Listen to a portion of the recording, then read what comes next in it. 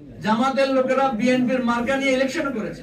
তালাক তালাক হয়ে গেলে শেষ বয়সে আবার একটা মিলন ঘটে। জাতির স্বার্থে আপনারা একসাথে ইলেকশন করেন। জামাতের লোকেরা বিএনপির মার্কা নিয়ে ইলেকশন করেছে। এত গভীর সম্পর্ক, আমরা অনুরোধ করি এই জাতির স্বার্থে এইবার আবার সেই গভীর সম্পর্কটা ফিরে আনেন। অনেক সময় দেখা যায় তালাক তালাক হয়ে গেলে শেষ বয়সে আবার একটা মিলন ঘটে। তো জাতির স্বার্থে আপনারা একসাথে ইলেকশন করেন।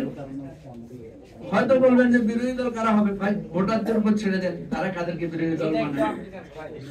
তো আমার এই ধরনের কথাগুলো বললাম আপনাদের চিন্তার খোরাকের জন্য।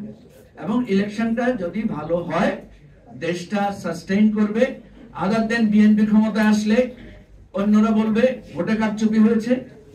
আবার অন্যদের যদি কেউ কেউ আশা করতেছে এখন যে তারা অনেক ক্ষমতায় চলে আসবে, তারা ক্ষমতায় আসলে আমি আরো বিপর্যয় দেখি। কেন দেখি? কারণ বিভেদ চরম আকার ধারণ করবে। অলরেডি বিভেদ শুরু হয়েছে। আপনারা দেখেছেন হেফাজতে ইসলাম, জমিয়তে উলামা ইসলাম, এই নানা গ্রুপের এক একজনের বিরুদ্ধে ধর্মীয় ফতোয়া শুরু হয়েছে। এটা কিন্তু খুব বিপজ্জনক পর্যায়ে চলে যাবে ভবিষ্যতে।